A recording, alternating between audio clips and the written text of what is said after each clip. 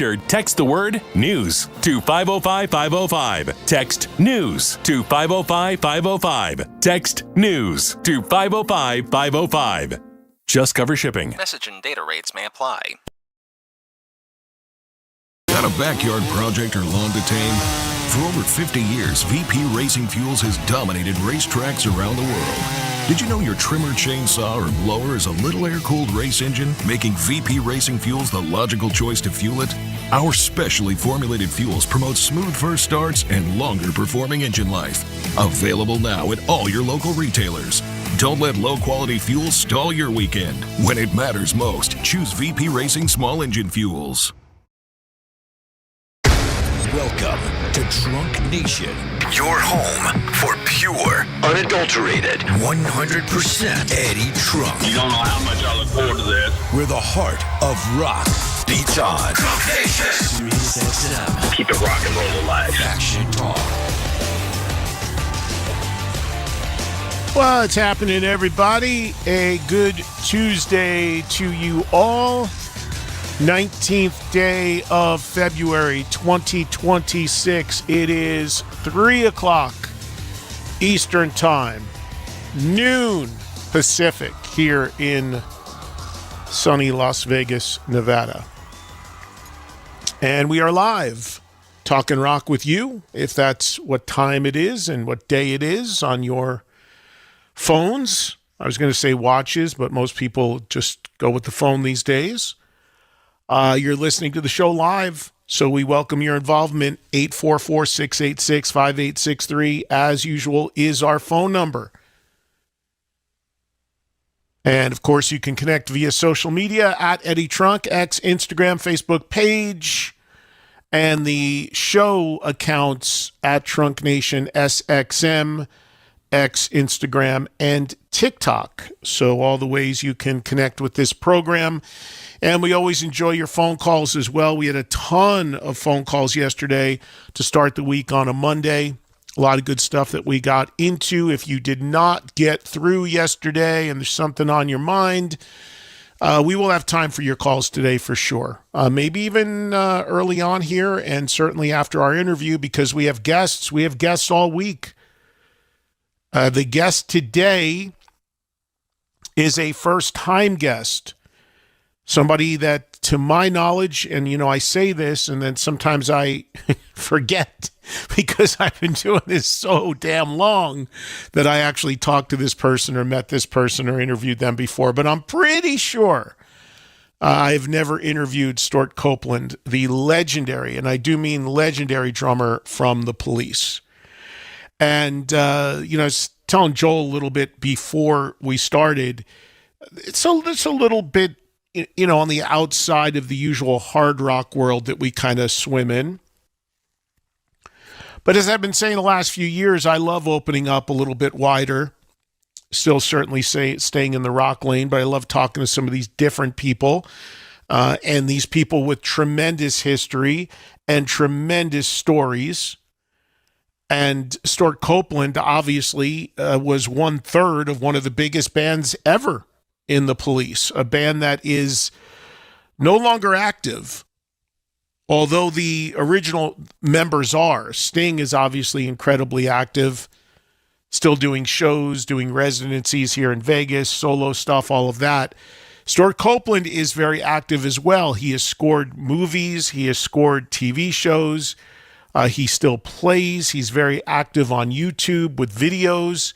His drumming, incredibly influential on so many drummers. Also on a lot of hard rock and heavy metal drummers, and Stewart's style certainly was not that. But he made a huge impact on a lot of those drummers. I mean, all you got to do is, if you look at some of the drummers online that were heavily influenced by Stewart, people like Ray Luzier, who plays in Korn. Taylor Hawkins was a huge Stewart Copeland fan. Mike Portnoy, the drummer in Pearl Jam now, just on and on, tons of guys. Because Stewart Copeland's style and the way he played, and at times a minimalist approach, at times a reggae-flavored approach, just what he did, and then sometimes he just bashed away. So it's really, really a great pleasure and honor to welcome him to the show today to talk a little bit about that. And also, he is going to be doing a speaking tour, which he's done before. The name of the tour is Have I Said Too Much, which is pretty funny. And he will be telling us about that tour as well. So we'll talk to Stuart Copeland live coming up at the bottom of the hour at 3:30 Eastern. And then, of course, we'll have time for your calls. Tomorrow, we have two guests in the show. We've got another first-time guest in Glenn Matlock of the Sex Pistols joining us. As I mentioned yesterday, there is a documentary on the Sex Pistols, and I watched it. It's real good. We're going to talk about that with Glenn when he joins us on the show tomorrow. And also an additional guest in tomorrow's show. We've got two. Tomorrow we will be joined by a returning guest and one of my all-time favorites, amazing, legendary guy, but also an amazingly great person. One of my favorite people to always talk to, and that is the one and only Michael Anthony. Yes, Van Halen's Michael Anthony returns to the program tomorrow. Michael is doing, every year there is a walk that Michael does to benefit a hospital in Southern California. Michael had a grandson who sadly passed away at a very, very early age, at like a month old, due to a heart defect. Ever since, Michael Anthony does walks every year to raise money for this children's hospital. This year, he can't actually do the walk because he is going to be playing with Sammy Hagar, but he is still very much promoting it. And he opened up his donations page, and I made a small donation the other day. Many others can as well. So Michael comes on pretty much every year to promote that very, very worthy charity.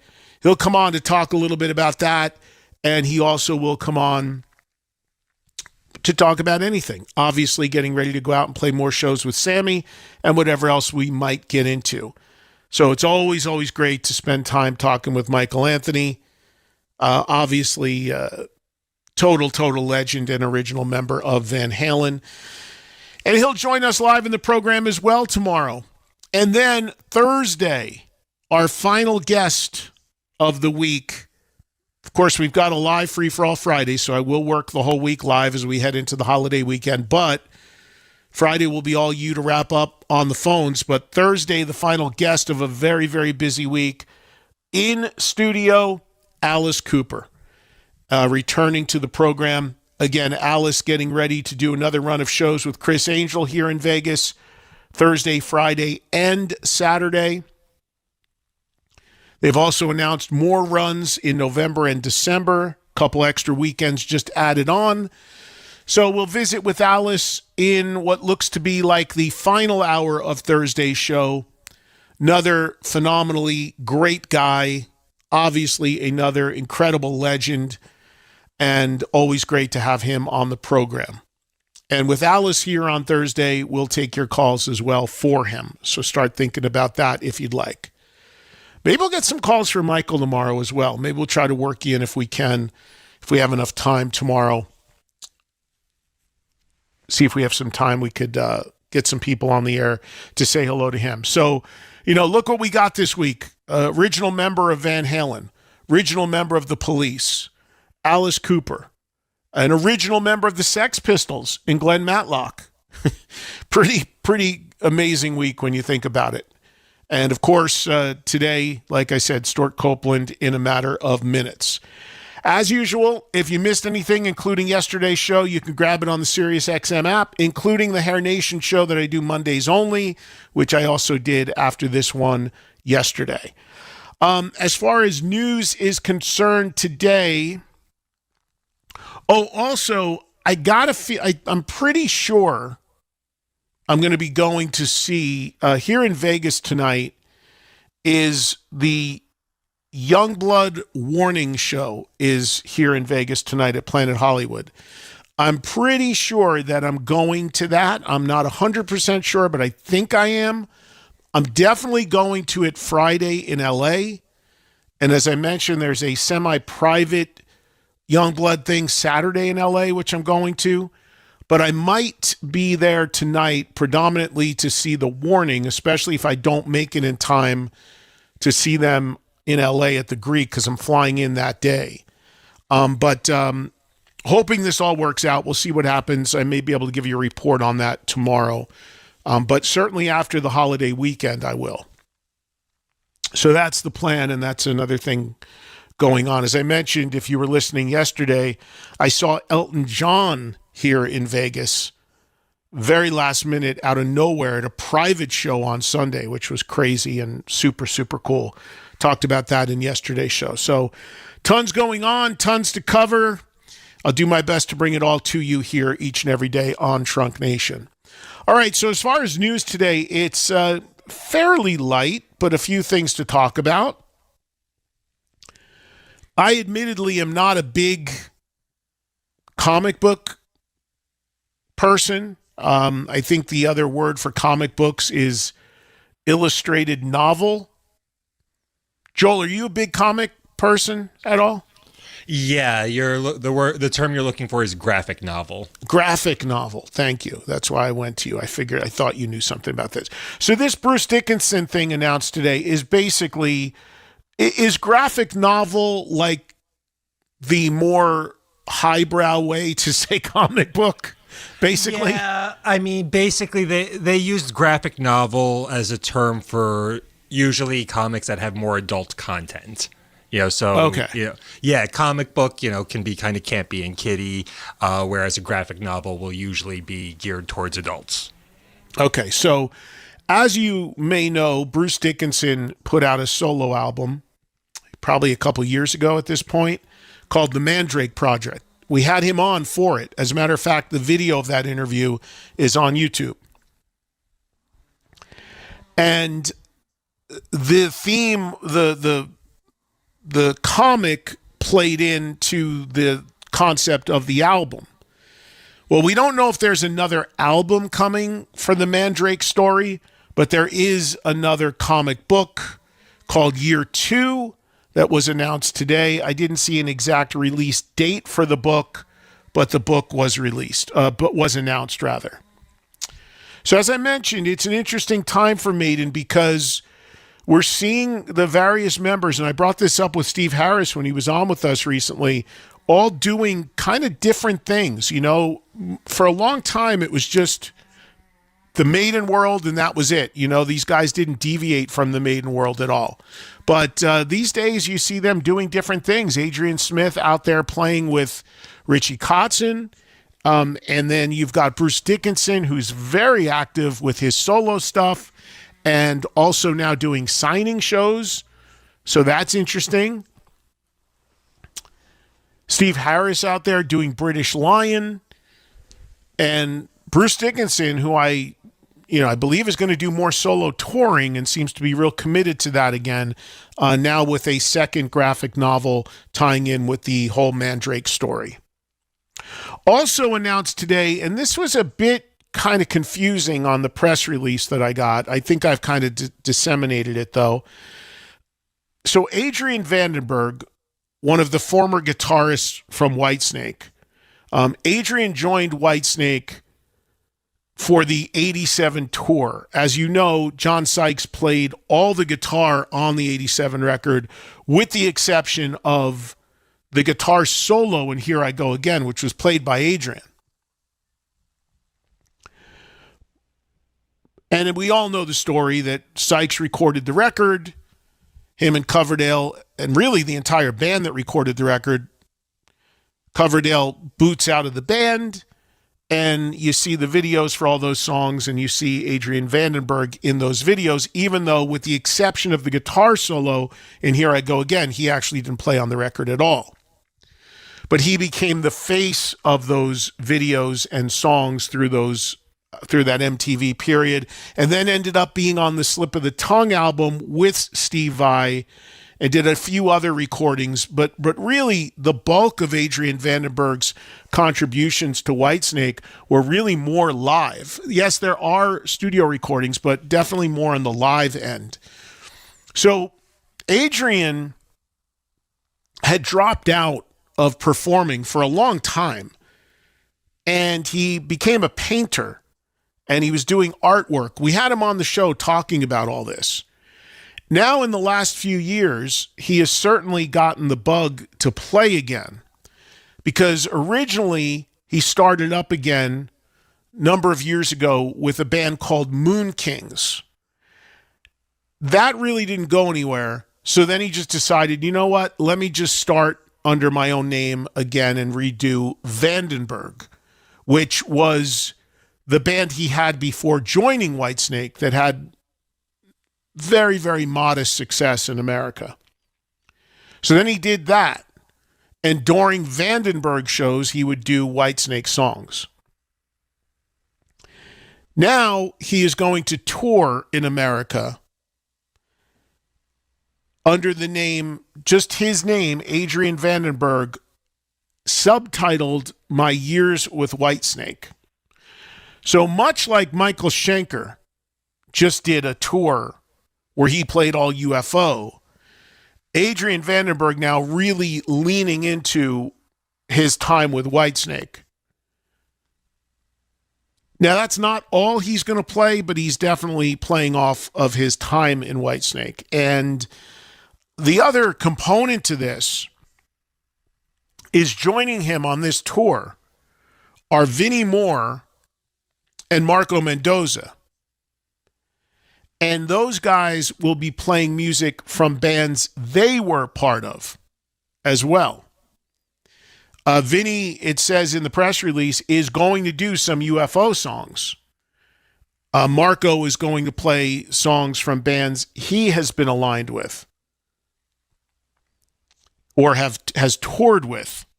So they're kind of putting this big umbrella over these three guys, and basically, you know, any affiliation they've had going to play music from those bands. Now, the press release also went on to say that some nights it's going to be like one long set with an intermission. Other nights it'll be two 90-minute sets. And it sounds like Marco and Vinny are going to play with Adrian, but Vinny is going to do maybe some of his own stuff. Marco's a little bit, doesn't seem like it's fully hashed out as how they're going to approach this. But the bottom line is they are all going to be part of this tour. And they are all going to represent music from people they have performed with. So the run of dates announced today, Massachusetts, they start in New Bedford on August 3rd. Their club dates, right now, the final date, the 23rd in Atlanta. So it's about roughly 3 weeks of shows. Also, Vinny Appice, who we had on the show recently, was listening yesterday and asked me to put out a mention for him because he's doing a small tour with this band that he has called Sabbath Nights. So again, speaking of artists kind of leaning into bands they were once part of and using that in the marketing to go out and tour, Vinny doing it as well. The common thread you have with this is that Whitesnake is no longer active. In the case of Vinnie Moore playing UFO, UFO is no longer active. In the case of Vinny Appice doing a Sabbath set, Sabbath is no longer active. So some of these guys that have played with these bands basically going out and doing a tribute to their time in those bands, driven, I think, predominantly by the fact that the bands they were in are no longer touring. So anyway, Sabbath Nights with a handful of shows. The first is in St. Charles, Illinois at the Arcada, and that is coming up this weekend on the 23rd of May. And then there are scattered dates in July in Ohio and in upstate New York. So check your local listings and go see Vinny Appice, who still plays tremendously well, and obviously some incredible material here to pick from when you're talking about the Dio era of Sabbath and of course the Dio records that Vinny made as well. Styx are going to be performing, or are actually going to be the subject of a documentary called 20 Years On. It documents Styx working with the Cleveland Youth Orchestra, which they did about 20 years ago. Now a documentary film coming out about that. It was one of the earlier collaborations of a rock act playing with an orchestra, which has, of course, become quite the norm in recent years.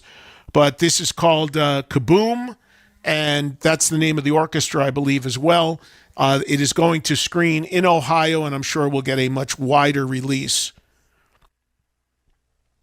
Also, the current metal band Beartooth announced a new album called Pure Ecstasy coming out on August 28th, and also now today announced a tour running November and December.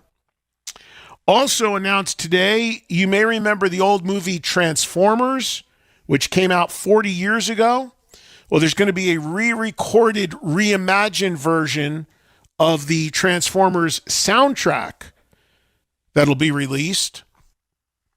The songs on it have been redone, new recordings, new artists on them, and among the guests on the album are Sebastian Bach and Mark Asageda from Death Angel, and also currently with Kerry King's band. The common thread with those artists is the label putting this record out, a label called Rising Phoenix, has both of those artists signed to the label. But if you're a fan of this movie and the soundtrack, this is re-recorded new versions of songs from it. Static X, who announced a tour, have now announced that tour has been completely canceled. They are citing serious medical issues with somebody in the band. So whatever's happening there, wish them well.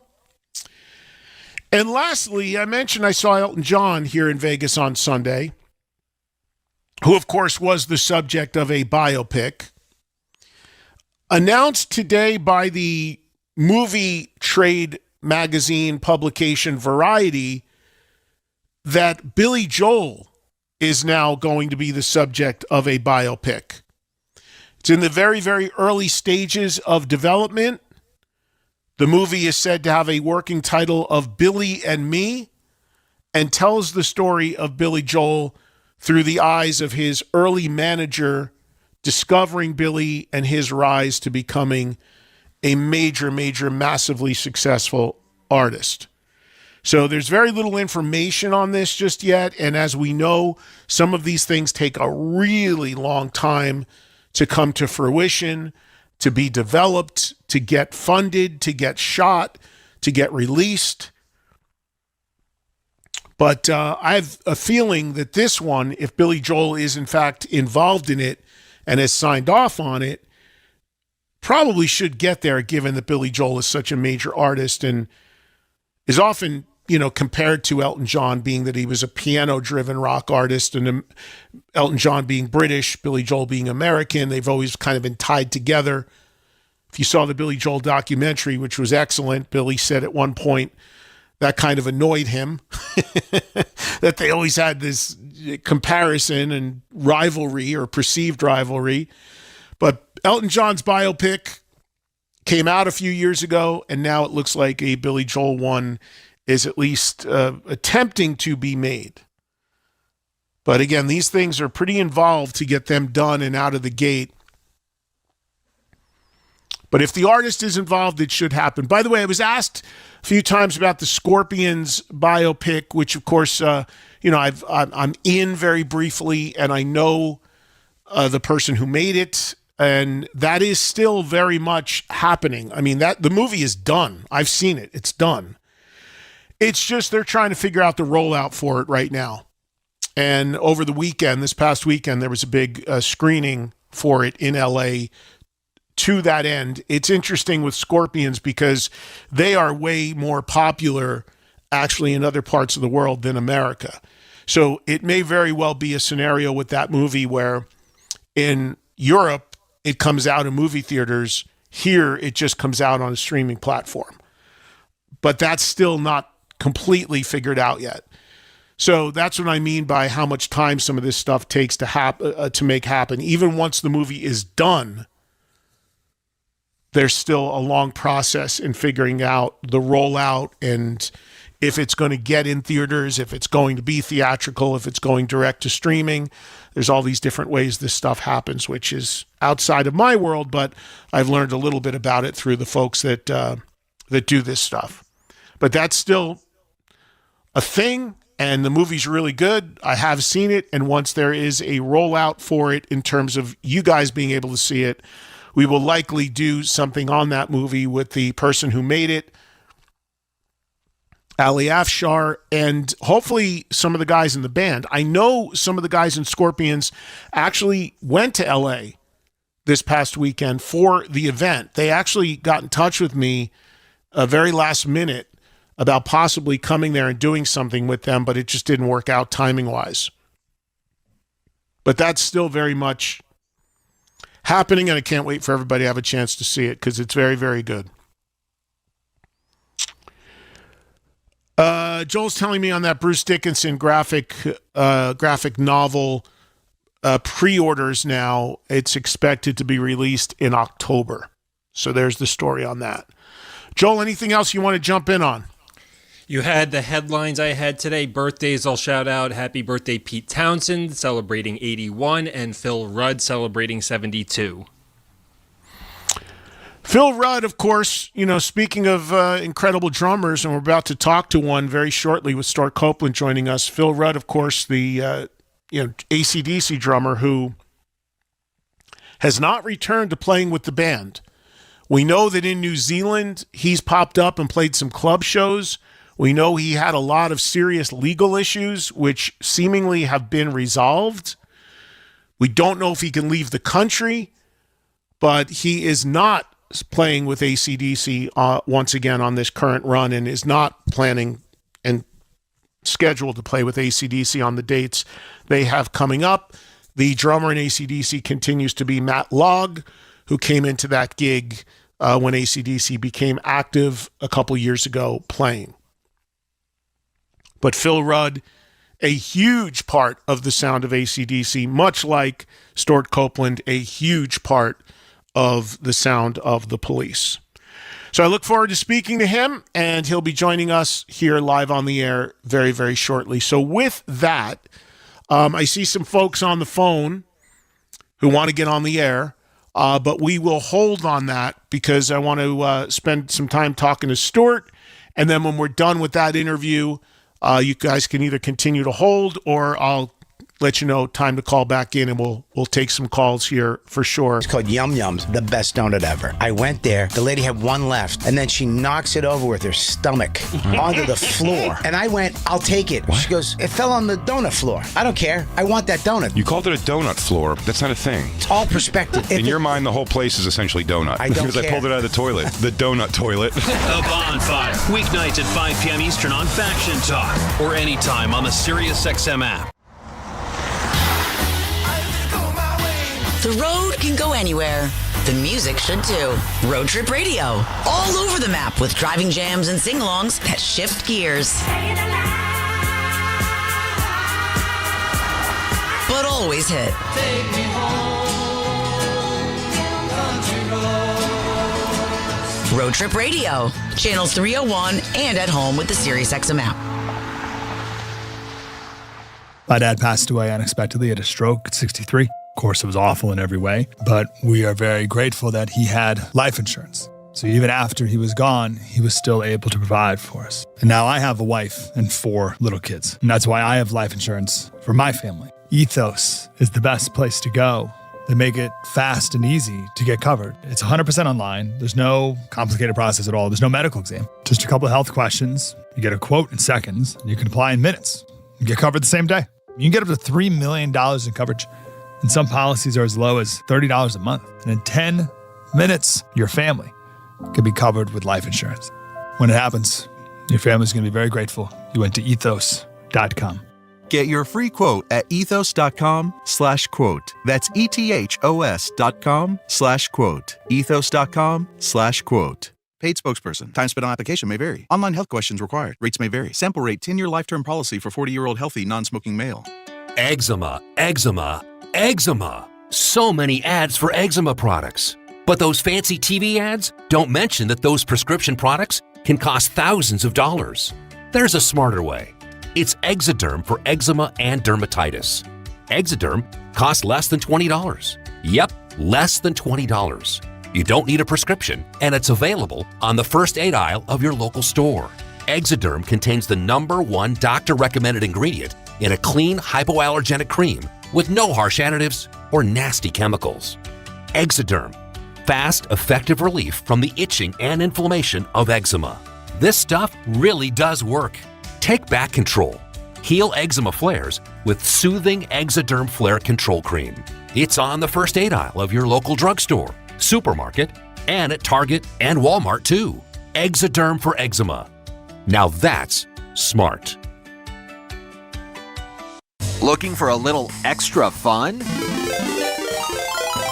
Chumba Casino lets you play for free with daily login rewards and a cheeky little welcome bonus when you sign up. Explore hundreds of online social casino games and jump in whenever it works for you. No routines, no pressure, just entertainment on your terms.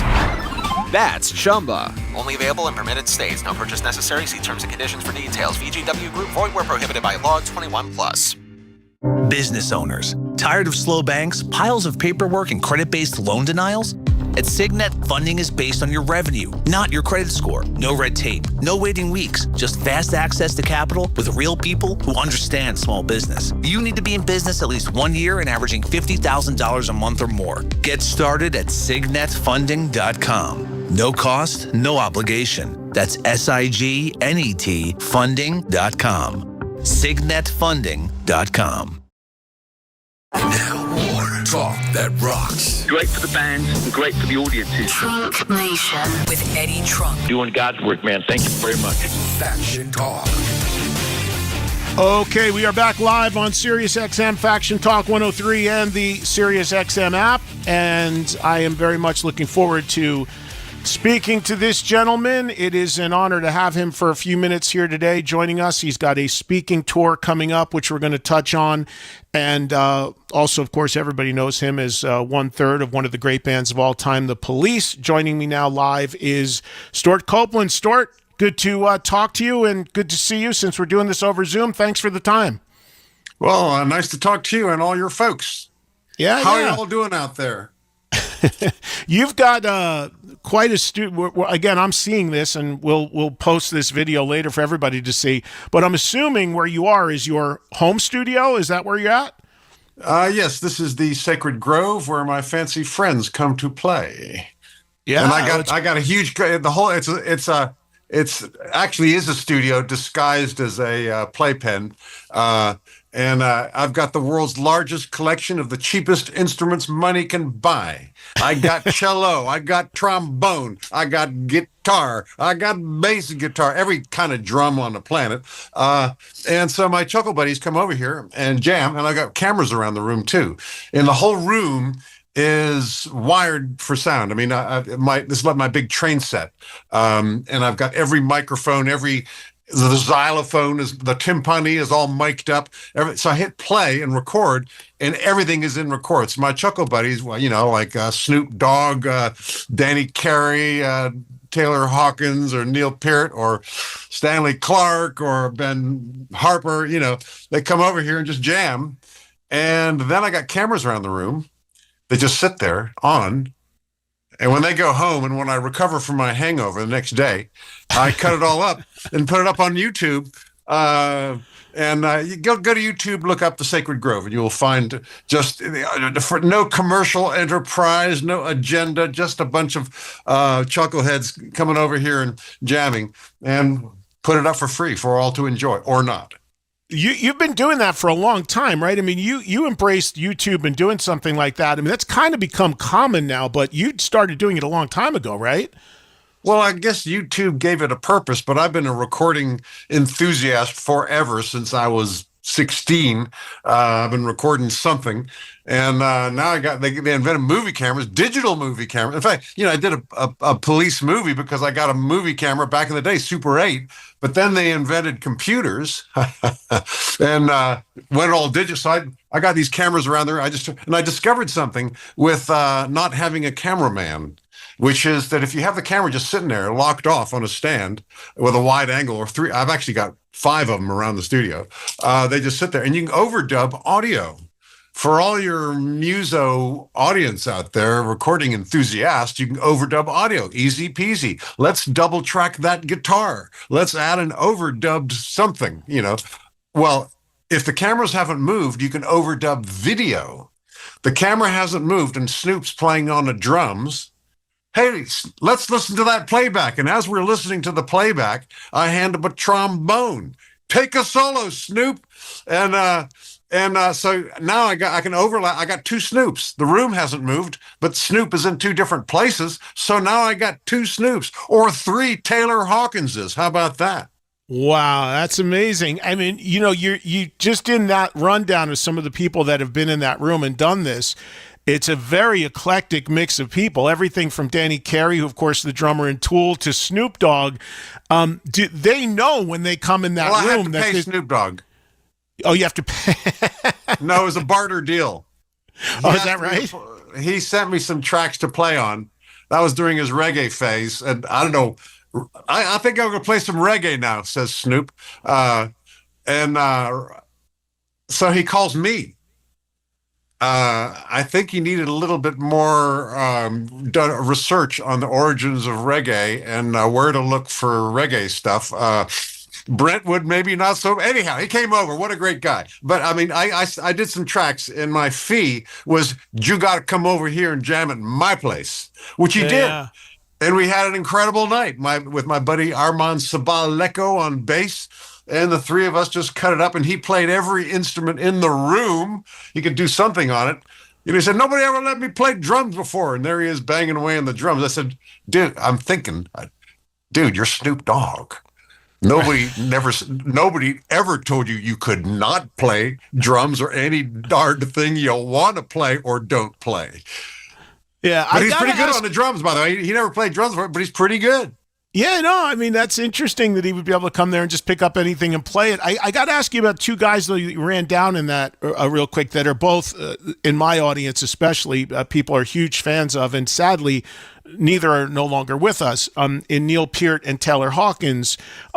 Starting with Neil, I mean, I had a chance to interview Neil for TV once, and I got to know him a little bit. We spent a couple hours together. Just a wonderful, wonderful guy, but fairly reclusive. But I would imagine that in a fellow drummer like you and somebody that I'm sure he also respected so much, you probably saw a pretty different side of Neil, and he would come there and jam with you.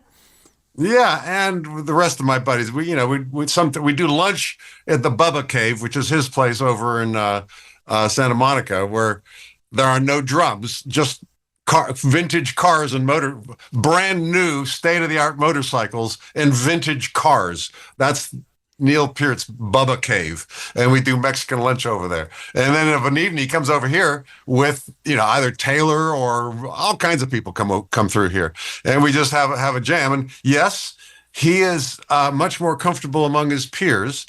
He's a very deep man, very thoughtful person. He doesn't turn into like Bugs Bunny or anything, but he is more comfortable amongst his own kind, if you will, because weirdly, from his lofty position upon his throne, he actually is intimidated by fandom, by the accolades, I don't know what he's Canadian, for God's sake. He should be the other 2 are fine. Sure, I'll sign that autograph. Stuart, I'll Neil, tell you, for some reason, it just made him really uncomfortable. Yes, and I'll tell you, the reason why I'm nodding so much about that is because I've told my audience, I did a TV interview with him for VH1 when I was a host there at least 20 years ago.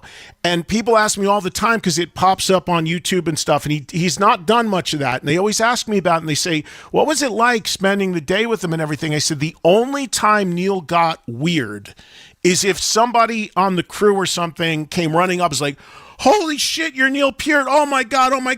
As long as you just hung out and had a conversation like he was anyone else, he talked to you for hours. But you could see him just kind of bristle when anybody made a big deal of him being him. Well, there's another factor. I don't know. He's also almost 7 feet tall or something. He's the big, tall guy, kind of intimidating. So, I'm 6'2", all right. I'm, slightly above average, all right. But hanging out with Danny and Neil and Mick Fleetwood and, God damn, that new drummer and even the new guy in Primus. I mean, what's the matter? They're all like 7 feet tall. My neck doesn't go into that position, And of course, hanging out Taylor, with those guys. Of course, Taylor Hawkins, who was a huge fan he was of little. yours. We got a lot. He was came smaller over here a lot as well. Yeah. He is absolutely. Now he is the opposite. He was the opposite, sadly. He himself and Dave Grohl as well, by the way, they made fanboy cool again. They are such fanboys.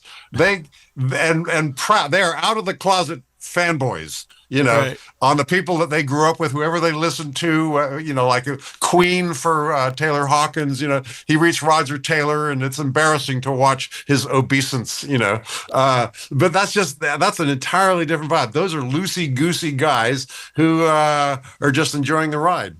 Yeah, no doubt. So how active are you? I know you score things, and I know you've done movies and TV shows and all of that, but that space that you're in right now where you do all this stuff, is that also your creation? Is that where you create? Is that where you do your scoring and do your work, or do you go to an outside studio, or do all your stuff in there? I work alone here in the sacred grove. It is I'm also kind of an egghead. I'm my own engineer. Last time I saw my engineer was, I think, 20 years ago. No, actually, no, that's not true. Because Jeff Seitz was my engineer. He was my drum tech back in the Police days. This is Jeff Seitz, my man from Juilliard. And then when I became a film composer for 20 years, we both learned how to operate a studio together. And now in this modern age of the computers, they make it so easy that Jeff now lives in Nashville, and we do shows together. He does the drums when I play shows, but in this studio here, it's like my big train set. I got every toy I ever dreamed of. Here, let me show you my timpani. Let's see here. Oh yeah, baby.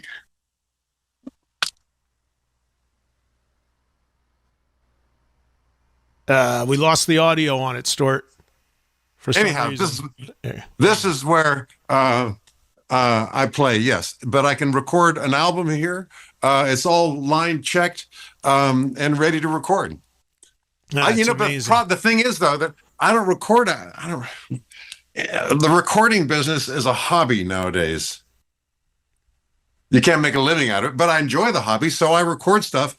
But I put it up on YouTube and Instagram for free. Actually, recording music nowadays is a hobby.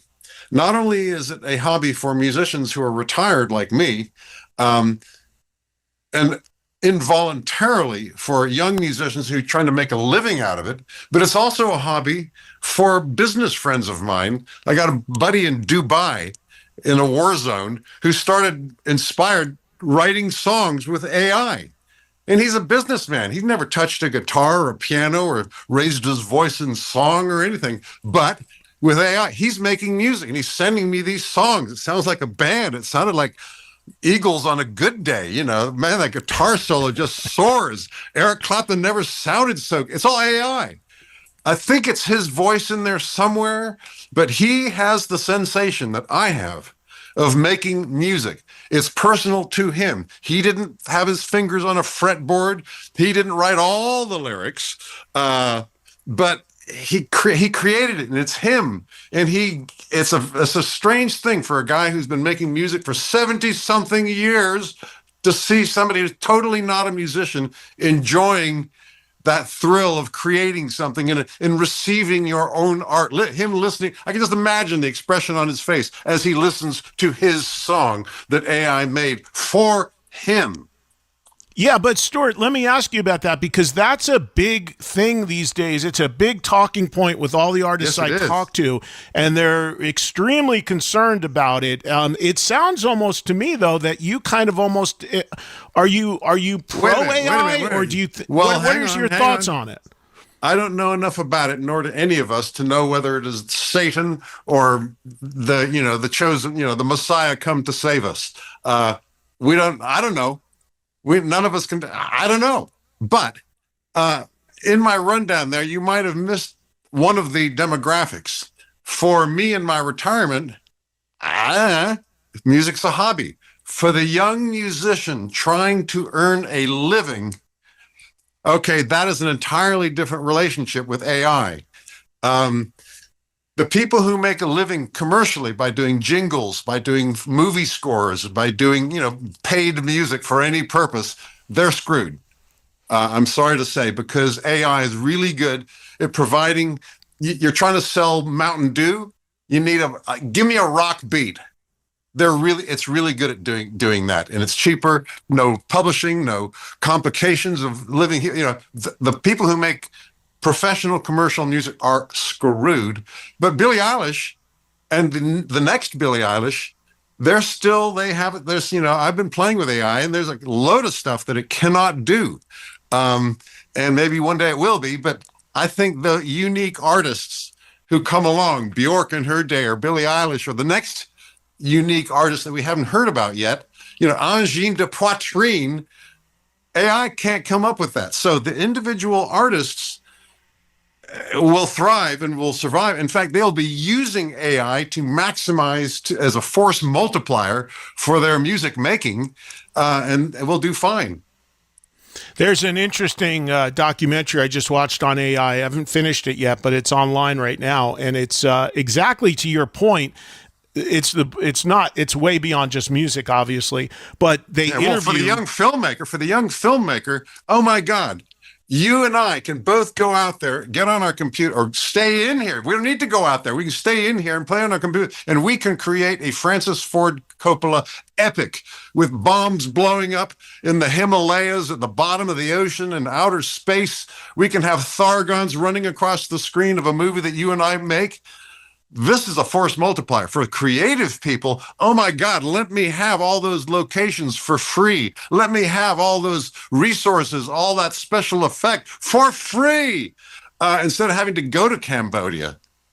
Yeah. But the point of this doc was it's a young guy making the movie, and he interviews everybody that's associated with AI. And half the movie is this guy basically saying, we're all dead in 5 years, some of these people. But then the other half of the movie are these different people that are saying, no, we're all going to live for another 100 years because of AI. So it's like both sides of it.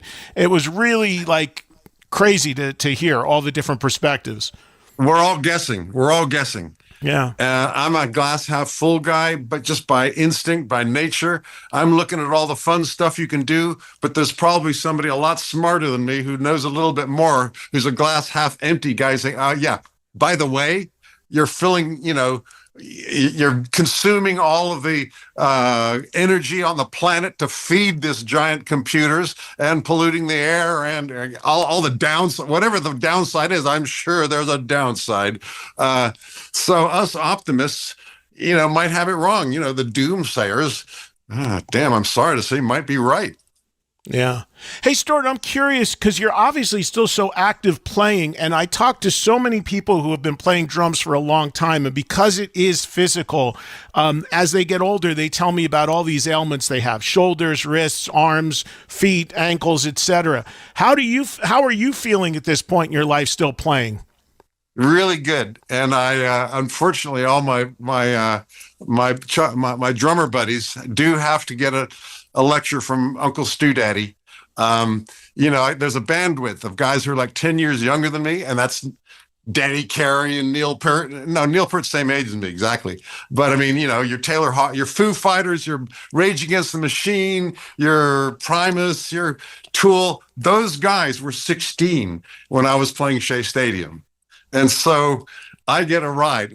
Those folks are real fun for me to hang out with, because they throw rose petals before me as I enter the room, and that's not, so they all, I see them after a show. Chad, got his hand in a bucket of ice after a show. And I'm watching him, and Lars, man, dude, Doug, he has to have 2 hours of massage before they can get him on stage. Lars, he's, and they're all got the same problem. Guys, listen to Uncle Stu Daddy. Take your volume down 50%. Take your shit down 50%. Instead of trying to play from 11 to 14, take it from 5 to 11. And you will find a couple things. First of all, you got more power because you got more dynamic range. When you smack them in the ears, it hurts because you've been playing at 5 or 6 or 7. And there's this amazing invention called the PA system, which make you louder than fuck, so you don't need to kill your drums. So when you say volume, are you talking about the monitors or how hard they're actually hitting? How hard they're actually hitting, they're hurting. Oh, that's the other thing. Not only are they giving themselves and everybody else a headache, but they're also the wear and tear on the wrists and everything. Since I discovered this, and this was a forced discovery upon me, when I went to play my first gig with a symphony orchestra, I wrote the music and I went to play with the orcs. Fun thing, I get to do 2 things I love, banging on my drums and get to play with the big, the Seattle Symphony, one of the world's major class orchestras. I'm there with 60 guys on the stage. Play first song, and the conductor, God, hey, look, I'm so, I'm sure you wrote some great music, but nobody can hear it because those drums are drowning out everything. So, thus began a long journey of about, 5 years or something, getting the volume down, doing everything that I do at half of the volume. And the drums sound better. The persnickety cool stuff that never has, you never hear it in rock and roll. The subtlety, the power, the dynamic range. If I'm playing along at 5 and I want to make a point, bang! And it has an effect rather than you're at 11 all the time. You have nowhere to go. So I'm telling all the young dudes, come on, check it out. Give yourself 5 years and your wrists will thank you. And so will your ears. Yeah, I mean, I just went to a show recently to see some friends of mine, the band Alter Bridge, and I walked out on stage because they asked me to introduce them, and the drummer, Scott's drums were walled off with glass around him, and he's like, I feel like I'm in a damn cage. I hate this. And I was like, so all he would have to do is learn to play a little lighter, then I guess, and there wouldn't be that problem. Here's how you do it, folks at home, drummer listeners at home wondering, my God, Uncle Stu Daddy, wow, I'm going to try that. Okay, here's how you do it. You take off those earphones, you take out those in-ears, and you have your little near-field monitors, regular-sized speakers, and you have them kind of mid-distance and try and play along. And you're going to lose it because you can't hear them. God damn it, I can't hear the band. Well, take your volume down. And you'll stumble until you finally get to the point where you can be listening to somebody, playing their iPhone, and you can accompany it on your drums because you got such control. It's a matter of control and to being able to hit your drums really carefully. So get your playback system, take off your headphones, get your playback system on speakers over there, and try not to fall out of the rhythm. And the thing that'll force you back into the rhythm is to shut the fuck up and listen. And Stuart, was that something that you had to learn? I mean, because as we've talked about, the Police, my gosh, you played stadiums all over the world and some of the biggest shows ever. You would think the natural inclination there is, man, I can't wait to be loud and bash. Did you know that out of the gate, even when the Police were in clubs, or did you learn that as you went?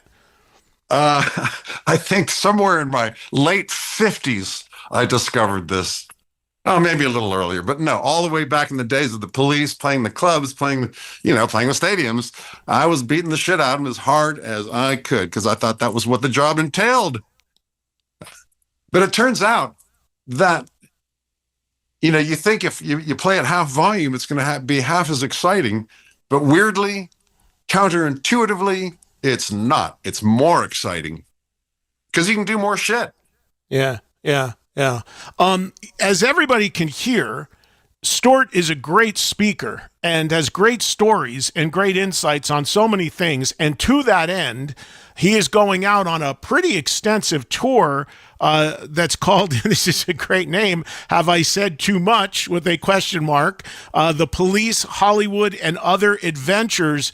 Stewart, when you do these speaking shows, do you play as well? Do you have a kid up there, or are you just telling stories? Is it Q&A? Take us through this. No, well, there's only one drum, but it's an empty drum where you can throw questions. I do not bang upon anything except the ears of the audience. Okay. As they say in Australia, I'm not banging anything. I'm just banging on, as they say. Strangely, this is a recent discovery that this is kind of fun to do and light up the room, get everybody laughing, and nobody leaves. And, I never thought you could get standing ovation and an encore for a spoken word deal. When have you done this before, or is this the first time you're going out and doing it? No, that's why I'm so keen on it. I did this in England I did a tour there, and it was really obscure, kind of almost as a favor to a friend. Just check it out. You'll like it, and I did. And do you incorporate visuals? Is there a screen, or is it just you? What's the stage look like? There's a screen with some a couple of videos, but a lot of slides. But it's not about the slides. And I've found, because I've actually done the show quite a bit now, and I found the balance between telling the story and playing with the slides. It's not a slideshow; it's the stories. And occasionally flick through some shots just to emphasize a point. But it's mainly about the stories, the wild adventures. Is there one that people come to you the most? Is there one or two of the greatest hits of the stories that you find the most people want to hear about? Well, it's sort of like poor old Sting goes, well, actually, no. Sting would tell you he doesn't mind playing Roxanne again. It's a weird thing about playing songs. Even if you've been playing them for 100, it's sort of like they don't get old, even if you've been playing them every night. Well, it's easy for me to say because I haven't been playing them every night. I've been here in my studio and doing other stuff. But in the same weird way, telling a story for an audience, you hone it, you get it down. Roxanne gets better and better every night. The story of where I met Sting, that story gets, it gets, you kind of find the nuances of it and the timing of it, the running order of the adjectives, for instance, and so it's kind of honed, and I have a new appreciation for your Chris Rock and your Fred Armisen and, stand-up comedians, because it's that kind of show. And yes, they're like songs. Where'd you meet Andy? How'd you come up with that name? And such. And by the way, there is the last part of the show is question and answers. Put your questions in the drum and I shall answer them. Well, this tour starts on June 3rd in Fort Lauderdale. And these are not weekend warrior dates. You are touring, man. You are out there through, really with dates right now through November, and in a lot of cities in the country. So this is a pretty big undertaking, man. I mean, you're not playing the stadiums, but you're going out there playing a big theater run here. Me and my fat mouth, we're crossing the land, spreading the word unto the people in all far corners of this great land. All right, so hypothetically, if I'm at the Stewart Copeland speaking show, here's my question to you that I'd like to know. So many people love, rightfully so, some of the incredible stuff you've done on drums with the Police. I know a lot focus on Walking on the Moon as one of their favorites. Do you, Stewart Copeland, have 1, 2, 3 personal favorite drum performances on Police songs for you that stand out, that you really feel were highlight moments? Walking on the Moon, the end of that's pretty cool. The engineer, when we were mixing it, turns out, Stewart, this is going to put you on the map, this track. And that sort of has. He was right. Can't Stand Losing You, that rhythm there just came out of nowhere, and man, it really worked. Very proud of that. No Time This Time. Everybody likes the drum fills at the end. Go figure. I'd say Message in a Bottle was one of the coolest grooves. But then I fucked it up at the end. Andy must have left the room or something because I did some overdubs. I overdubbed some extra cymbal crashes and stuff, which mistake. Andy was like the quality control. He'd say, no, that's lame, stop. And where was he when I needed him? Can I give you one of my favorites and just get a comment from? So Lonely. One of my least favorite songs. I know it's a big favorite. Yeah. Oh, wow. Why? I don't know. I prefer Can't Stand Losing You, which is the same gimmick, and Roxanne, which is the same gimmick. Those three songs are three cousins, close siblings. That's true. Know? And that's the least favorite of those three. Wow. All right. Well, I don't want to be a downer. I love it. No, you're being honest. I love it less than the other two. Well, I think this is awesome that you are doing this. And, is there any, do you have a dialogue with the police? I mean, is there any hopes that you guys would ever play together again, or is that not even in the discussions? I get the cold shakes just thinking about it. But we do stay in touch. We send each other dumb Instagram clips and such. And as long as we're not playing music together, we get along great. Is that the problem? Coming together to play music? Oh, my God. Yeah. I mean, we now understand we had to have band therapy so that we don't hate each other over our musical differences. We understand that we make music for different reasons, by different means. Music affects us differently. It has a different place in our lives. I bang shit. That's my place in music, is banging shit. And old Stingo, he writes songs in those two different missions. And yes, they complemented each other in the police, but it weren't no fun necessarily. And so do you really think that of everything that's happened with the police, that's really at the core of it? Is that what you guys have boiled down, that you just do it for different reasons? Yeah, pretty much. It's not that complicated, but man, it sure does unravel a lot of complicated stuff when you basically understand it. Okay, I get it. I get why you're pissed off at me for making too much noise. It's not because you hate me. It's not because you think I'm untalented. It's not because my creative contribution, drums, is something that offends you. It's not any of those things. Is that you're on a mission to write a song and tell a story about something, and none of that cool shit that I come up with serves that purpose. And from my point of view, I'm here to bang drums. Okay, I get it. You're trying to say something with your cool song. Beautiful. I love it. I'm sure it's something fascinating and useful for the world. I'm here to bang drums. And let your fucking song get out of my way. Stuart, do you feel like that tension that existed in the police, though, in some ways made for sometimes better songs? Do you feel like that tension or shows? Of course. It was our secret sauce, and we understand that now, which is why we are able to love each other while not making music together. All right. Tell people what you're doing now as well. In addition to these dates, did I read or hear something about you're doing a recording of sounds of animals or something like that? What can you tell us about that? Oh, that was my last album, was recordings of sounds from all over the world, incredible bird sounds. This person who spent his life collecting these sounds of birds and other animals, he's got this incredible collection. I think he's just received an OBE from in England for his work. Sent me all these sounds, and I wrote a lot of orchestral music around them using those sounds and recorded it at Abbey Road, and it's called A Wild Concerto. Right there on your Spotify, cursed be its name. Okay, cool. And what am I talking about? Screw them. It's right here on whatever we're talking on. Never mind all that other stuff. I'm sure you're going to play it, right?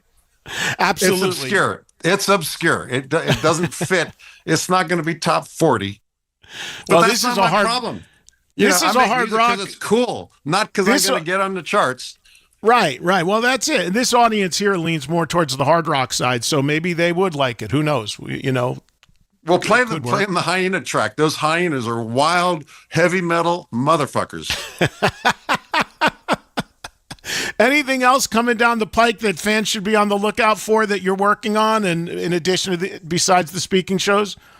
I'm sure I'll come up with something. All right. And one thing from one of my listeners who asked me to ask you about this, apparently there's been long discussed a Regatta de Blanc special edition. Do you know anything about that and any updates about that actually coming out? No updates on that, but I'm sure it'll come out one of these days. Okay, so that's still in a holding pattern. Well, listen, Stewart, I appreciate the time today, and it was great to have you. And again, everybody check out Stewart Copeland. He's just scratching the surface and getting warmed up here. You'll see him on stage doing exactly what we just did, but times 10, I'm sure. Stewart Copeland, Have I Said Too Much? The Police, Hollywood, and Other Adventures. Again, the dates start in Fort Lauderdale on June 3rd, and it's an extensive run, July, August, little break in there, and then more in October and November, right up until the 22nd, wrapping up in North Carolina. Stewart, I appreciate the time. It was great to talk to you, and good luck on these dates. Well, thank you very much, and thank you for listening. All right. Take care, okay? So long. See ya. There's Stewart Copeland, everybody. Great stuff with him. Appreciate him joining us here on Trunk Nation today on SiriusXM Faction Talk 103 and, of course, the SiriusXM app. If you missed anything, you can, of course, always grab it on the app and get caught up. And as you could probably disseminate from that conversation, that man has a lot of energy. I believe he is in his early 70s now. And like most drummers, there's that energy. You'll see that because we captured video of that.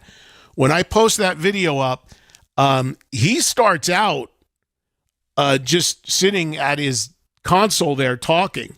And once I start asking him some questions, the whole time he's up and walking around the room that he's in, showing his drums and showing his desk. And the entire 3/4 of that interview, he was walking in a circle the whole time he was talking to us.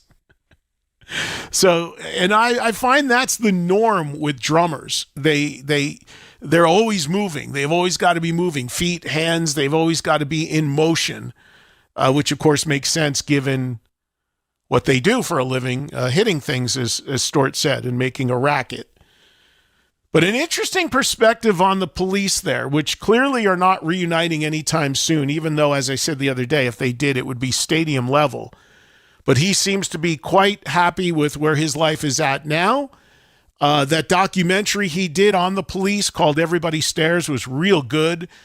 He was one of the first people to have a video camera back then, and he just let it roll and captured all that stuff. So if you've seen that, you know about that. And again, that guy's influence on drummers of every genre is enormous. You will see people from Chad from the Chili Peppers, Ray Luzier from Korn, Mike Portnoy, on and on and on.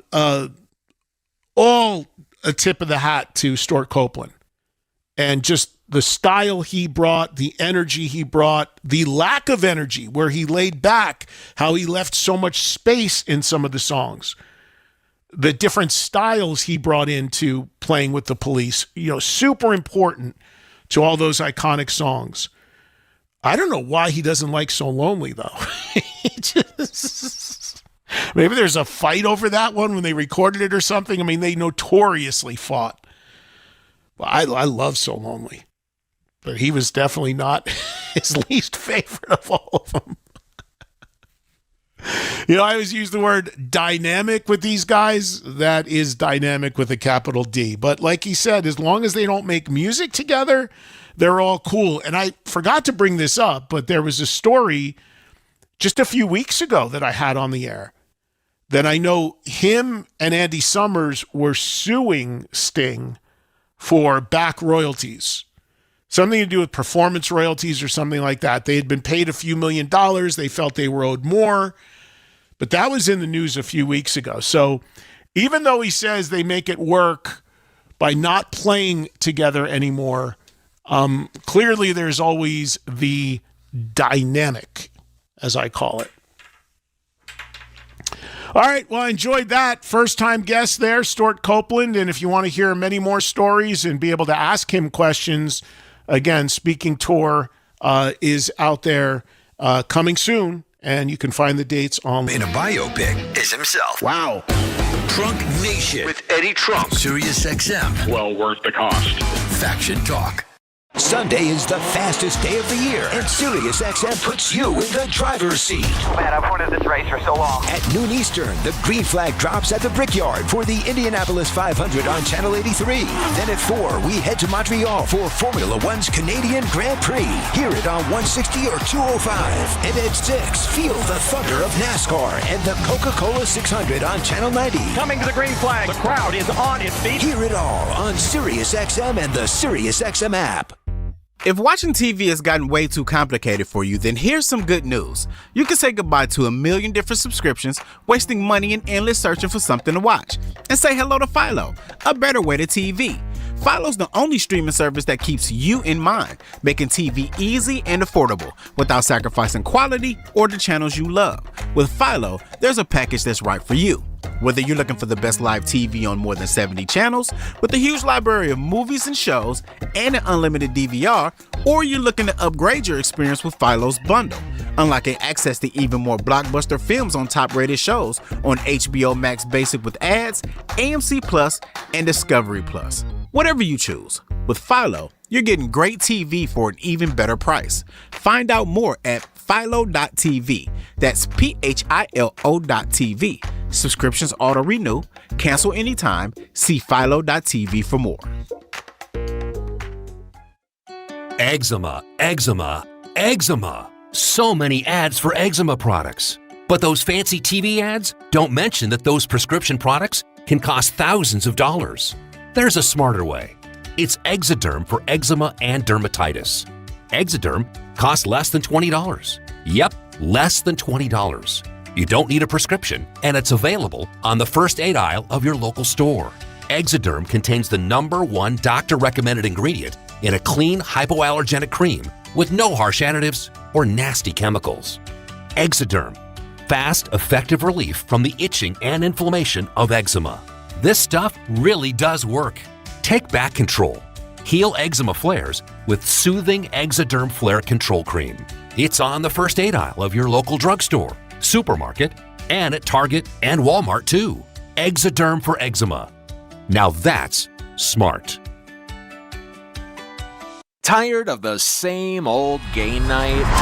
Switch things up with Chumba Casino. Play over 200 free online social casino games. From classic slots and blackjack to exclusive in-house favorites you won't find anywhere else. However long you got, you can play your way, anytime, anywhere. Make your next chill night a little more fun with Chumba Casino. Only available in permitted states. No purchase necessary. See terms and conditions for details. VGW Group. Void where prohibited by law. 21+. Everyone needs to take care of their mental health, even running back Bijan Robinson. When I'm on the field and feeling the pressure, I usually just take a deep breath. When I'm just breathing and seeing what's in front of me, everything just slows down. It just makes me feel great before I run the play. Just like Bijan, we all need a strong mental game on and off the field. Make a game plan for your mental health at loveyourmindplaybook.org. Love your mind. Brought to you by the Huntsman Mental Health Foundation, the Arthur M. Blank Family Foundation, and the Ad Council. And now, more hard rock and metal talk. Oh, man. This is Metal Trunk Nation. You didn't know before, you will now. With host Eddie Trunk. I'm raging against the machine. Sirius XM's Faction Talk. They're going to love it. All right, we are back. Hanging on this Tuesday edition of Trunk Nation. Talking rock with you on Faction Talk 103 or the Sirius XM app. If you just joined us, you missed an interview with Stuart Copeland of The Police, who, ton of energy. and gave us some good stuff. And hope you guys enjoyed that conversation. You can hear it on the app if you missed it. Tomorrow, we have two guests. We have Glenn Matlock of the Sex Pistols, and we have Michael Anthony, both joining us live on tomorrow's show. And as mentioned, on Thursday in studio will be Alice Cooper. And we'll take your calls for Alice as he gets ready to do another run of dates here in Vegas this weekend with Chris Angel, which is merging Magic and, of course, Alice Cooper's concert performance with a full band. Looking forward to seeing that for the first time on Thursday. And I'll be able to report on that and tell you what that was all about when I'm on the air on Friday to close the week for a Free-for-All Friday. Speaking of Free-for-All, we have Free-for-All time right now, meaning open phones. Again, 844-686-5863. 844-686-5863 is the number if you want to jump on the air with any questions, comments, anything you want to jump in on the world of rock. We had tons of people yesterday starting off the week, and if you didn't get through, now's a good chance to try to do so, and we welcome you to the show. So let's get started on the phones right now. Our first caller is in Staten Island, New York. Here's Darren joining us. What's going on, Darren? Hi, Eddie. Thanks for taking my call. You have the Rock Barani concert in a few weeks. I just want to know if Robert Sarza was playing this year with you. I met him a few times in the tribute band he was in California. I don't know, because the Dio tribute show it always ends with a what they now call the Eddie Trunk All-Star Band. Right. But I don't, they just put my name on it. I mean, if I can wrangle some people to come play, I do, but I'm not sure who's exactly doing it and who isn't. So sometimes I find out myself. But Robert is usually there, but I haven't heard for sure if he is or not. I met him over the last 6 years. You were talking about, serious tribute bands yesterday, where there's some really big musicians in tribute bands. So I saw him in a Billy Idol tribute band he's in now with Idol X, and he was in Queensryche and Hurricane, played with Kelly Hansen. And the 6 years I saw him last year in California, he jumped back to Hurricane and made a new album. And the tribute band he's in, they picked up Alejandro Mercado, a drummer who jumped into John 5. So some of the tribute bands, like you said yesterday, just some serious artists in some of these tribute bands around the country and in California. So you're saying there's a Billy Idol tribute? I never heard about that. Yeah, Idol X. He's been in it for the last 6 years, so I got to meet him a few times to take pictures with my girlfriend. So he was on the Queensryche Frequency Unknown album, and then he jumped back to Hurricane a few years and made a new album and left the band and then came back again. Yeah, I mean, the problem, thank you, Darren, for the call. I had no idea there was a Billy Idol tribute, but that doesn't surprise me. I mean, there seems to be tributes for everything these days. Again, people still talking about the tribute conversation from last week, where I had a lot of discussion. We talked a lot about tribute bands. People were calling in with ones they saw or ones that they thought were exceptional. We've talked about how some of the people in established bands are now doing tribute bands on the side. We talked about tribute bands, the ones that actually try to look like the band they're paying tribute to, or ones that don't do that but just try to execute the music exactly the way it should sound in their opinion. Obviously spent some time talking to one of the members of Brit Floyd, which is one of the biggest tribute bands out there. But yeah, they're everywhere and growing by the moment. Got a lot of calls on that topic and still people calling in with some of that stuff. But yeah, Robert, the problem with Hurricane is they just never broke in America. They just weren't that big.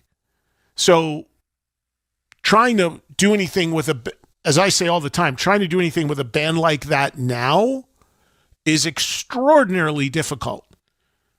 Again, there are bands that had 2 or 3 hit singles back in the 80s, had major music videos, and they're maybe good for a couple hundred people in clubs. And I talked about some of the reasons for that on the air yesterday. I don't remember if it was on this show or the Hair Nation show yesterday. So when you then have a band from that era that did not have a hit, that did not sell millions of records, just do the math. It's 1,000 times harder So it would stand to reason if you still want to play, you would look to go to a tribute band, especially if you're older, which if you started in the 80s, you are going to be older. Simple math, right? Because whether people like to hear it or not, there is absolutely ageism in the music industry. It's not fair. It's not right. But trust me, it exists. And if you're trying to do a new band and new music in the modern current rock environment, and if you're in your 40s, you're looked at as being old. And it's just, it makes the climb 1,000 times even harder. So yeah, it would make sense that some of these guys who can make nice living are going to go over and do tributes. 844-686-5863. Let's say hello to Daniel, who's in South Carolina. He's next up on Trunk Nation. What's going on, Daniel? Not much. How you doing? I'm good, thanks.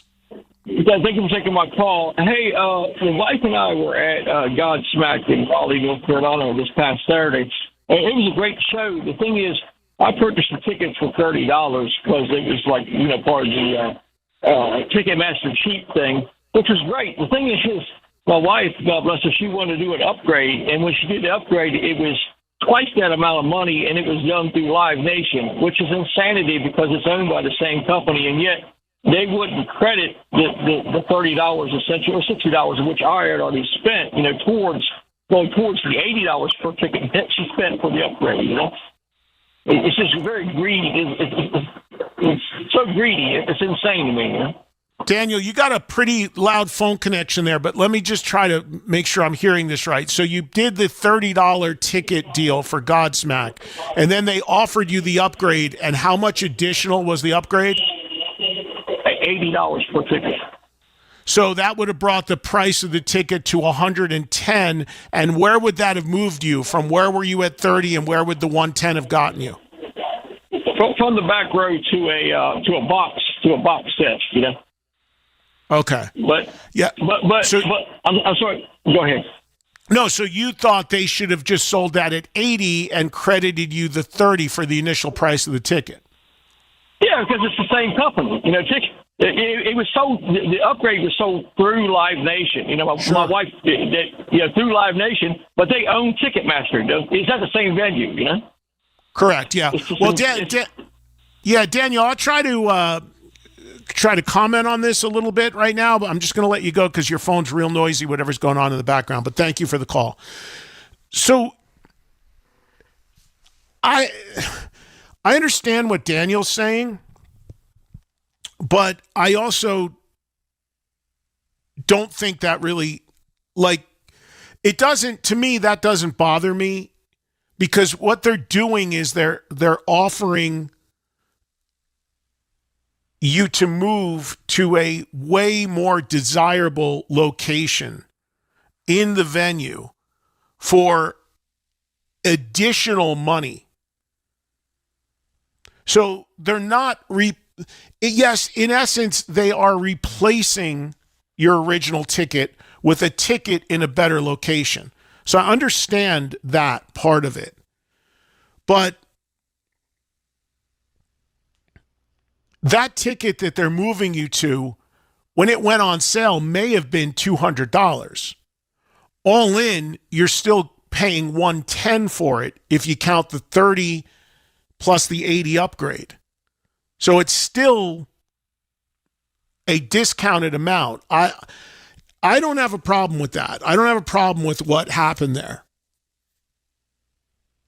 because it's an upgrade. It's not just like rebuying the ticket. Now, Daniel's point is, well, it's the same company, Live Nation, Ticketmaster, they should have refunded the 30. So in essence, then, if they would have refunded the 30, you're paying $50 for that front row ticket. So that doesn't work. And despite Daniel's right, it's all the same company.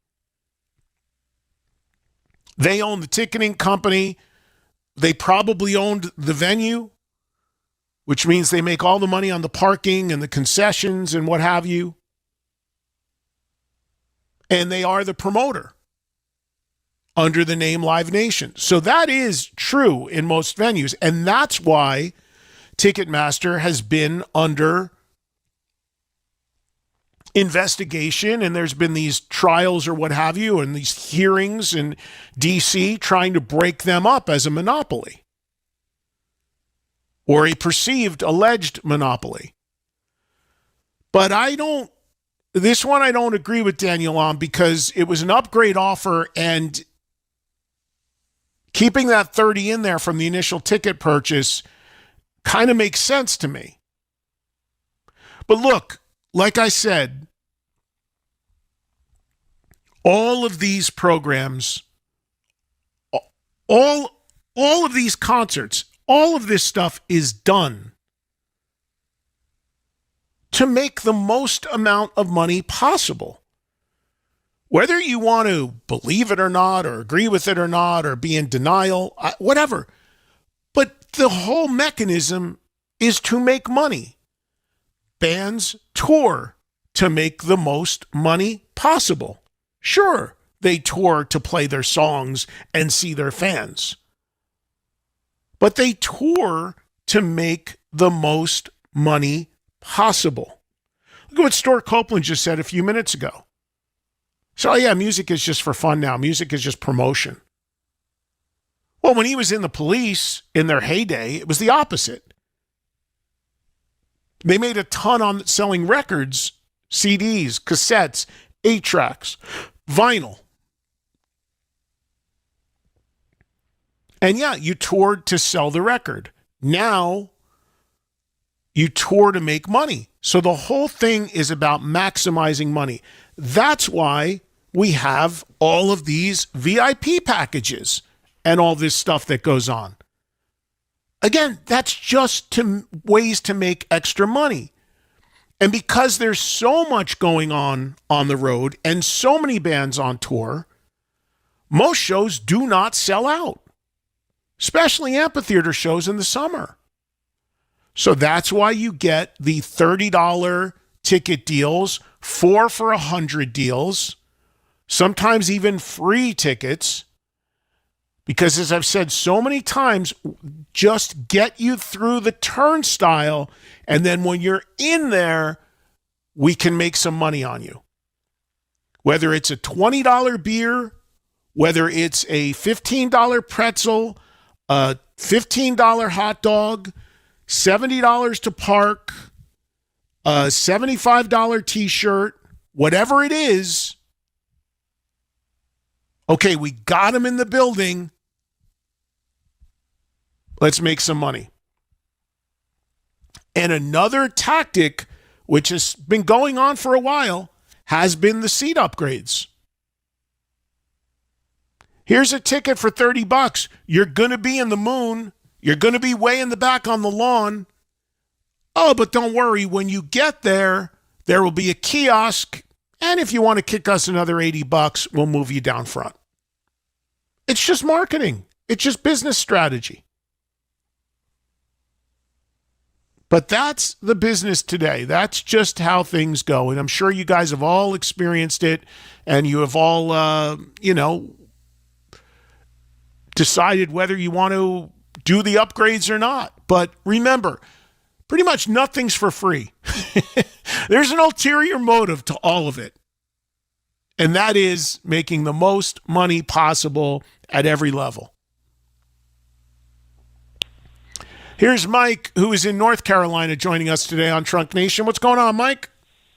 Eddie, my question was, when they do the $30 like all-inclusive deal for like the same 10 shows at all the amphitheaters across the country, who takes the cut? Does the artist take the cut because the tickets got reduced, or does the promoter just eat the cost and like, I don't know, Hart or whoever gets what they're going to get?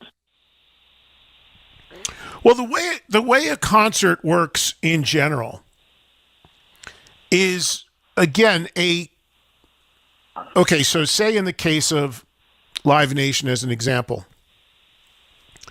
and say in the case of, because the previous caller called about a Godsmack show, so we'll use that as an example. Mm-hmm. Godsmack, Live Nation makes a deal with Godsmack for, say, whatever it is, 25 shows this summer in all their venues, and they are going to be paid a guaranteed amount of money for each of those shows. So whether Godsmack sells 100 tickets or 20,000 tickets, they know that on that date, they're being paid a minimum amount of money, whatever that amount is. And then if it goes over a certain amount, they might get a bonus. If they sell more tickets than expected, there would be clauses in the contract to get a bump and a bonus. If they sell less, normally the promoter is going to take the hit on the loss. So to answer your question, it's all a math equation, and the band knows the minimum they are going to get, and it then becomes the job of the promoter to make that guaranteed money they're paying the band back however they have to do it. So if it's selling a ticket for 30, but then actually getting 100 for it by the time the show goes off, whatever it is, it's just a way to get to that number to pay the band their money and hopefully make a profit. And then if it goes over a certain amount additional, then the band might get a cut of that. But initially, the promoter's just trying to get to the number that they guaranteed the band. So if they guaranteed the band $100,000 to play, they just have to sell the available tickets to recoup that 100, hopefully go over it because you want to make a profit, and then anything over a certain point, then the band would get a piece of. Awesome. Does that make sense? All right. Yep. Thanks. And remember, and here's the problem when it comes to the allegations of the Ticketmaster Live Nation thing being a monopoly. Here's the problem with that.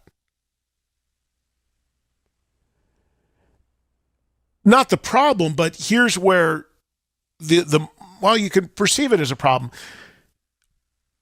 Maybe. If they also own the venue, then they are getting a piece of all the concessions, the beer, the food, the parking, etc. So that's why the idea is to just get people in the building. Because if one company, even though the companies may have different names, but if one company owns everything, once you're in that building, that company is making a profit on everything, from the parking to the T-shirts to the food to the drink to whatever. So do you see where it's perceived as a problem in terms of it being a monopoly? It's not segregated. So you can do these sort of deals, which some people are rubbed the wrong way by, some people think are okay. But that's what's being or attempted to be figured out in the courts right now. Because that's what these hearings have been about in D.C. But at the end of the day, it's all about getting people in that building, whatever they pay,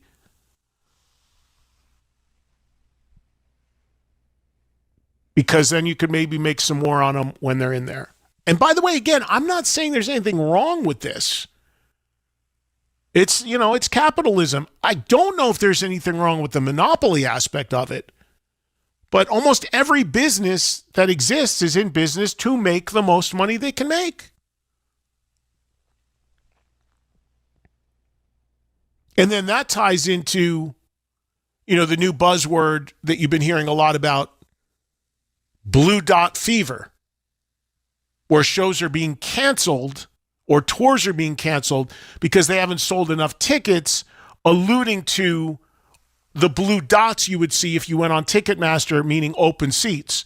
And when there's a lot of blue dots, people make up excuses like, oh, we're sick or somebody's not feeling well, we have to cancel a tour, and they've given it the name Blue Dot Fever. That's the big buzz in the industry in the last week or two using that terminology.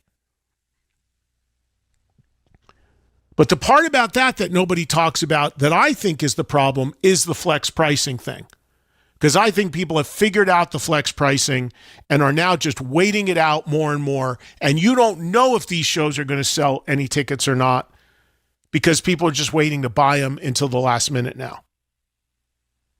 And you could get cold feet, and you get gun shy, and you'd be like, you know what, I got to pull out of this tour. Nobody's buying the tickets. Well, maybe they would if they, in advance, if they knew when they got to the show, the person sitting next to them didn't pay $20 when they paid $200. To me, that's a part of the whole Blue Dot thing, which I think is being forgotten and overlooked.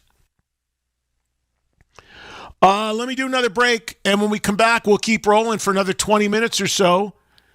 We have some open phones if you want to jump in here on any of this or anything you want in rock music. Again, the phone number is 844-686-5863. 844-68... You're listening to Trunk Nation with Eddie Trunk. If there is a rock and roll heaven, he's got a backstage pass. SiriusXM Faction Talk. Good morning, SiriusXM listeners. This is your captain speaking. Go ahead and turn your radios to Channel 103, where you'll find Sam Roberts Show, the most audacious program available on the airwaves. He'll be speaking with celebrity guests, staying on top of all major pop culture developments, and digging through the internet for laughter-inducing tidbits. Turn your channel to 103 weekday mornings, and you'll be in for a nice, smooth ride from 8 to 11 a.m. Eastern. Hey, this is Christopher Mad Dog Russo on Mad Dog Sports Radio. We fill your day with passionate sports talk and a little fun. I was cracking up, man. That was just crazy. Our lineup of heavy hitters leads off with D.A. and Babjack. There's a lot going on up here. I can't just let it all out. Adam Shine. You gotta love sports. Katie Nolan, Stephen A. Smith. For those who are taken aback by what I said, I don't give a damn. And then every afternoon at 3 Eastern, it's our show, Mad Dog Unleashed. Hear it all on Channel 82 in the car and on the SiriusXM app. Hey, I'm Mike Slater. My dad passed away at the age of 63. He was in great health. It was out of nowhere. Had a stroke. And super hard, obviously, for the whole family. But my dad had life insurance. So even after he passed away, he was still able to provide for my mom. And of course, by extension, my brother and I. This is why I have life insurance for my family, for my wife and 4 kids. And the best place to get life insurance is ethos.com. Because you can do it in 10 minutes. And there's no medical exam and no blood test. Just a few health questions. 10 minutes. You're covered. Your family is covered. You can get $2 million in coverage for $2 a day. That's a 10-year term life policy for a 35-year-old healthy, non-smoking male. We don't like to talk about death in our culture, but everyone's going to die. You are going to die. Get life insurance in 10 minutes so your family is protected. Ethos, E-T-H-O-S, ethos.com/free. Rates may vary, billed monthly. ethos.com/free. When did watching TV go from a way to relax to a complicated chore? Well, if you're sick of huge cable bills or endlessly searching for the show everyone's talking about, then welcome to Philo. Philo's the streaming service that respects both your time and your wallet, without needing to cut the stuff you actually love to watch. This means live TV from more than 70 channels like Hallmark, History, A&E, and Lifetime. Plus a huge library of blockbuster movies and classic shows, and an easy-to-use unlimited DVR that lets you save anything you want and skip all the ads when you watch. The best part? You get all this for just $25 a month when you sign up at Philo.tv. No hidden fees, no long contracts, just a genuinely great deal. And new users can try it completely free for 7 days. So head to Philo.tv, that's Philo.tv, and experience a better way to TV. Subscriptions auto-renew at monthly rate plus applicable taxes. Cancel anytime. See terms at Philo.tv. Eczema, eczema, eczema. So many ads for eczema products. But those fancy TV ads don't mention that those prescription products can cost thousands of dollars. There's a smarter way. It's Exoderm for eczema and dermatitis. Exoderm costs less than $20. Yep, less than $20. You don't need a prescription, and it's available on the first aid aisle of your local store. Exoderm contains the #1 doctor-recommended ingredient in a clean, hypoallergenic cream with no harsh additives or nasty chemicals. Exoderm, fast, effective relief from the itching and inflammation of eczema. This stuff really does work. Take back control. Heal eczema flares with soothing Exoderm Flare Control Cream. It's on the first aid aisle of your local drugstore, supermarket, and at Target and Walmart too. Exoderm for eczema. Now that's smart. SiriusXM Fashion Talk, giving you hard and heavy conversation. You have to use your mouth. Trunk Nation with Eddie Trunk. Go! All right, we're back. Remember, we got 2 guests in tomorrow's show. Glenn Matlock, original bass player from the Sex Pistols, who is the subject of a new documentary, will join us first. That'll be around 3:20 Eastern. And at 4 Eastern tomorrow, we'll be joined by the one and only Michael Anthony. Getting ready to do more dates with Sammy Hagar. There's been some cool Van Halen reissues. And Michael also will talk about a near and dear charity, which he's doing some fundraising for right now that I spoke about earlier in the show. So look forward to that tomorrow. And again, don't forget, in studio with me on Thursday will be the one and only Alice Cooper. So great guests earlier in the show today. In case you just joined us, Stuart Copeland of The Police. You can hear that on the app if you missed it. Let's get back to the phones here. Final segment as we get ready to wrap up for a Tuesday. Jason in Manitoba joining us right now. Hi, Jason. You're on the air. Hey, Eddie. How are you today? I'm good, Jason. What's going on? So I just wanted to make a quick comment about the tickets. Now, I'm fully aware that these companies are gouging us, but I was going to kind of just give everybody a heads up, and maybe a lot of people know this, but patience is key here. I've actually got tickets for, I think, 4 shows coming up, a total of 7 tickets, and I just did the math, and I paid $530 for all those tickets. So when you do the average, that's $75 a ticket.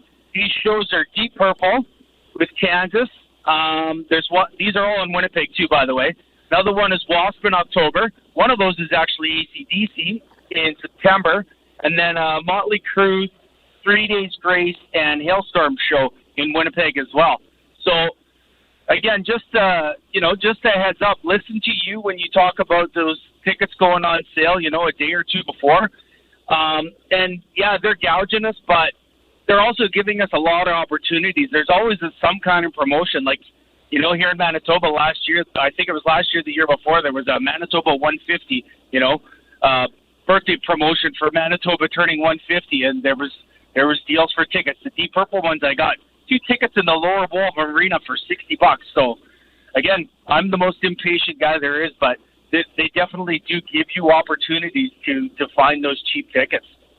Well, most of those opportunities are usually like the day of the show or the night before the show when you work the secondary market. But to your point, what you're saying, Jason, is that you see these package deals start to be offered further out because the shows you're talking about obviously are not happening like in the next few days, right?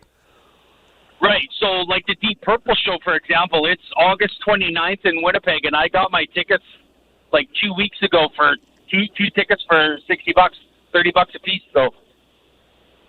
Yeah, I mean, thank you, Jason, for the call, and you're 100% right on what you're saying.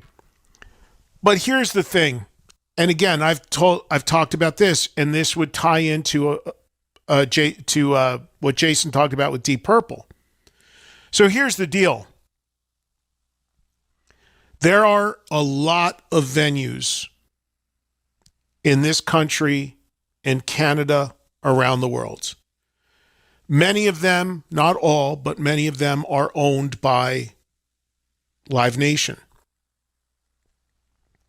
Just like having a concert with an unsold empty seat brings no money, having an amphitheater or a theater or an arena sitting there with nothing happening in it at all, meaning it's closed that night, brings zero money. So more and more, especially with amphitheaters, because in arenas, if there's sports going, you might be sharing that building with the hockey team or the basketball team, or there could even be something like arena football in there, could be an ice skating show in there. There's other stuff that happens. An amphitheater is pretty much exclusively concerts. You're not going to get ice skating in an amphitheater. You're not going to get sports in an amphitheater. It's pretty much exclusively concerts. So more and more, you are seeing promoters, and again, when we talk about promoters, sure, there's some small independent promoters, but at the amphitheater level, you're pretty much talking about Live Nation almost exclusively, who are willing to book bands, and this happens in arenas some too, that they know are not going to sell out the building, not even close. Say the amphitheater is 10,000 capacity. They may book an act in there that they know is only good for a couple thousand tickets. Why would they do that? Well, because on a Tuesday night, is it better to own an amphitheater, have people in there, have a concert in there, selling some tickets, but more importantly, like I said, if you own everything, however many people are in there, however they got in there, whatever they paid, the 4 for $100 plan, the $30 plan, they're in the building. The building is active, and with that, you can get them on other things. So you're making money on the beer, the parking, the food, the t-shirts. That is all the model. So there's going to be a lot of shows every year when the schedule comes out of concerts. I'll look at it and I will see 75% of the shows I know will not come close to selling out those buildings. But they're there because they can make it work. They're going to give away a ton of tickets. They're going to put these packages together and make it look respectable, and then do their best to make up whatever money they can. An empty seat brings no money. An empty venue really brings no money. Here is Dino in Fort Lauderdale. Hi, Dino. What's happening? Hey, Eddie. Thanks for taking my call. I know if you want to bring this up to Michael Anthony tomorrow, I know he probably doesn't have anything to do with it, but here we are. And I know Van Halen has released a lot of great stuff on their archive. But here we are in 2026, and we still have not released anything live or on video from the original group. You know, your phone's starting to cut out on me. They haven't released what? Anything from the original group, the original Van Halen. And I know there's a lot of stuff on YouTube, and it's been great to see it, but, I wish you could bring up to him what his thoughts on it. And I know there's a lot of other people involved business-wise, and do you think with this book with Alex that he finally will release something? But what are you talking about? Unreleased songs? Old concert videos? What specifically are you looking for? I'm talking about anything live. Any videos, they have them. I mean, so much stuff has come up on YouTube on video. I mean, somebody released about 50 shows from the Diver Down tour this year, if nobody's noticed that, of all different quality. They're really all soundboard. And there's some disconnect with them where he just won't do it. He obviously has it. Well, Dino, your phone's cutting in and out on me, so I'm going to let you go. But to your point, I agree. Michael Anthony probably has nothing to do with it. I mean, he probably would have to sign off on it for his name, likeness, or whatever. I don't know what sort of deal he had with them when he was leaving. I don't know. But he probably wouldn't. I don't know. Now, I had heard that Alex Van Halen purchased a bunch of video that was floating around out there. If you remember, there was a bunch of Van Halen video that showed up on YouTube, then got pulled down. And that I had heard there was a sale behind the scenes and he now owns it. When and if and how it comes out, I don't know. I do know that stuff can get complicated with ownership, with publishing. It's not that easy to do. Trust me, I can speak on that firsthand. To do legally in the right way where there's not going to be blowback. But I really don't know anything about that stuff. I can certainly bring it up to Michael, but to your point, I really don't think he would know much about it either.